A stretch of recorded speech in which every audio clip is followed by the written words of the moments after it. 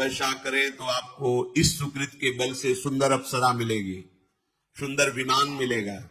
आप और तपस्या करें, पुण्य संचित करें तो आपको वहां का लोक मिलेगा। स्वर्ग लोक में जैसे छोटे छोटे ग्राम है, अपने भारत में कितने प्रदेश हैं, उनमें कितने जिला हैं, फिर उनमें कितने ग्राम, ऐसे स्वर्ग लोक है।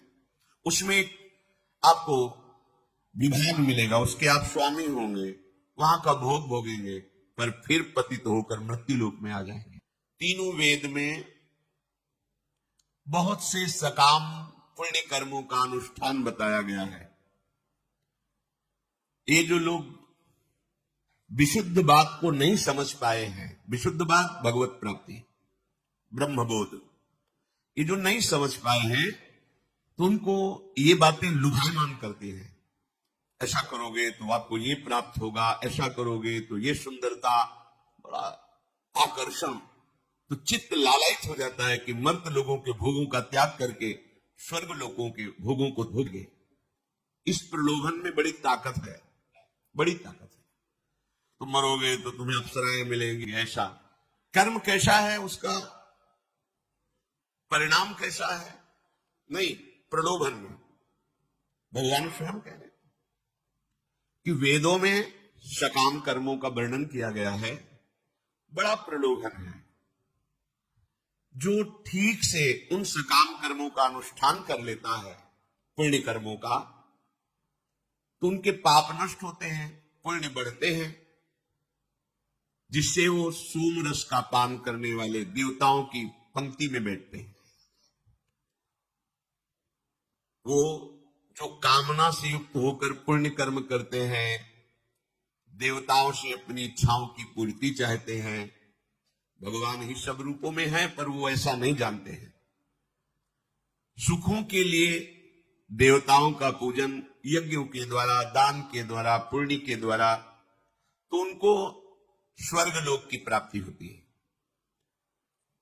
पवित्र है स्वर्ग लोक, दिव्यता है, मर्तलोक से बहुत अच्छे शरीर है वहां।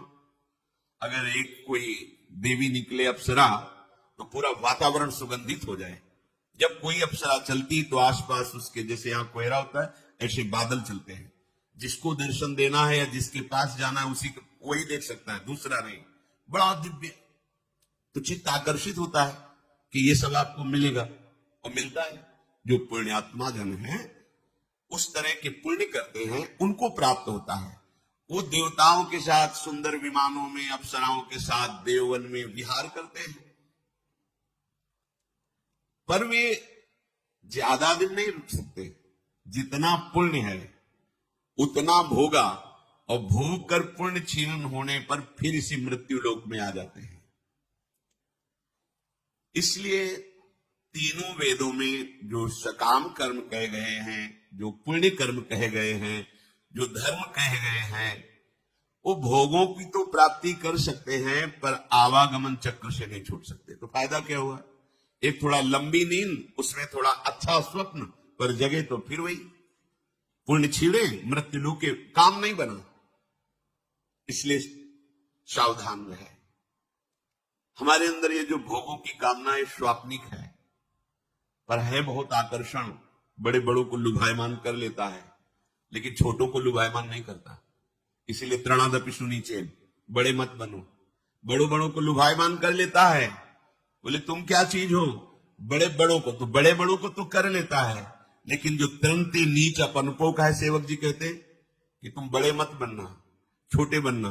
जब तुम छोटे बनोगे तो तुम्हें देखने ही नहीं दिया जाएगा, जिनसे लुभायमान हो जाता है।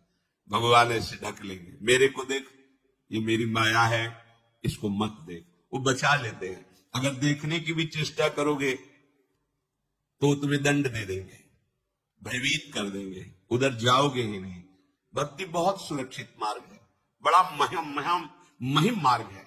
जितने वैभव, जितनी सिद्धियां, जितने लोक लोकांतर के सुख, वो आपको ब्याज में मिलेंगे, मूल में तो श्री भगवान मिलेंगे। भगवान तो मिलेंगे ही, लोक लोकांतर के सारे सुख आपको घेर लेंगे। और यही तो चाहते हो ना, तो किसी और से नहीं, प्रभु श्री कृष्ण से।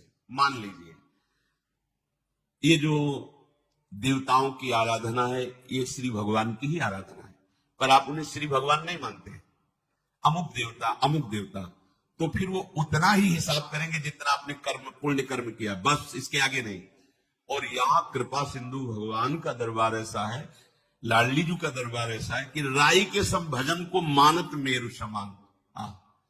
थोड़ा सा श्री जी के प्रति सेवा भाव बन गया, थोड़ा सा श्री जी का भजन बन गया, तो श्री जी बहुत कृपालु है, तो कहती है अरे ये तो बहुत हमारा नाम लेता है, ये तो हमारी बहुत सेवा करता है। लेकिन देवताजन उतना ही करेंगे जितना आपने किया है, बस। और जहां हिसाब खत्म हुआ तो कोई प्यार नहीं, कोई दुलार नहीं, कोई दया नहीं, तुरंत पटक दिए जाओगे मृत्यु लोक में। लेकिन हमारी लाडली जो महाराज, अवगुण करे समुद्र सम, गनत न अपनो जान। ये मेरी शरण में हुआ है, ये राधा नाम लेता है, एक दो अपराध नहीं सैकड़ों अपराध बन गए, तो लाडली जो गिनती ही नहीं। पर इस दरबार का परिचय सबको सहज में नहीं प्राप्त होता, क्योंकि अलक्षम राधाक्षम निखिल निगमई नप्यतितराम बहुत छुपा के रखा गया है, वेदों में भी गुप्त रखा गया है। क्योंकि ये एक बार हृदय से लाडली जी का जो शरण होकर पुकारा राधा राधा, ये सब हिसाब किताब खत्म। ना उसका यमराज हिसाब करेंगे, ना भगवत विधान हिसाब करेगा। अब हमारी लाडली जी की करुणा हिसाब करेगी, बस हमारी विजय हो गई। नागरी दासी जन्म जितायो, बलिहारी बलिहारी हमारी सब ही बात सुधारी। सच्ची कहते हैं हृदय की बात। लाडली जी के चरणों का आश्रय का मतलब है बात बन गई। बिल्कुल आप मान लीजिए, शब्द नहीं हमारे पास कि हम आपको वो जो हृदय में हो रहा है वो हम आपको बता सकें। साधना भी गुरु कृपा से हुई है, शास्त्रों का स्वाध्याय भी हुआ है। ऐसा नहीं कि बस वो अंधविश्वास में हम बोल रहे हो, ऐसा नहीं। लाडली जो ऐसी तत्व की परम तत्व है कि वो परिचय ही नहीं मिल पाता, यहां तक पहुंच ही नहीं पाता। जैसे वेदों का स्वाध्याय करो तो वेदों के शिरोभाग पर विराजमान उपनिषद तक पहुंच ही नहीं हो पाती, वो सकामता में फंस जाता है, इतना प्रलोभन है। स्वयं भगवान ने कहा त्रिगुण विषयावेदा निस्त्रिगुण्य भवार्जुन। ये वेद त्रिगुण के अंतर्गत जो बात करते हैं उससे ऊपर उठो। इसीलिए वेदामपि संन्यस्ति सा अवचिन्न अनुरागम लभते, जो वेद का भी संन्यास कर देते वो प्रेम रस को प्राप्त होते हैं। क्या फायदा हुआ हमारा, इतना समय बर्बाद हुआ, हमने बड़े सुकृत किए, बड़े यज्ञ आदि दान पुण्य किए, इसके बाद स्वर्ग गए, वहां भोग भोगे, फिर आके मर्त्यलोक में गिर गए, हुआ क्या? समय ही तो बर्बाद हुआ। अगर वही सुकृत कोई और नहीं, वही सुकृत आप श्री भगवान को समर्पित कर देते और भगवत आराधना करते तो बात बिगड़ नहीं सकती थी, बिल्कुल नहीं बिगड़ सकती थी। देवराज इंद्र भी जिन भोगों को सोच भी नहीं सकते, वो भगवान वैकुंठ बिहारी के वैकुंठ में लुटते घूमते हैं, और श्री लाडली जी के चरणों का आश्रय लेने वाला वैकुंठ की तरफ भी दृष्टि नहीं करता। स्वर्ग की बात क्या है?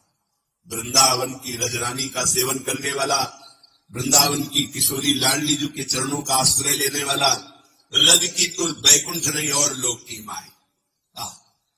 ये दरबार का परिचय तो केवल महाराज श्री कृष्णचंद्र जी बरस गए, लाल रंगीलो गाइए ताते प्रीति रंगीली पाइए, तो रंगीली जो श्री महारानी जी के चरणों का आश्रय मिल गया।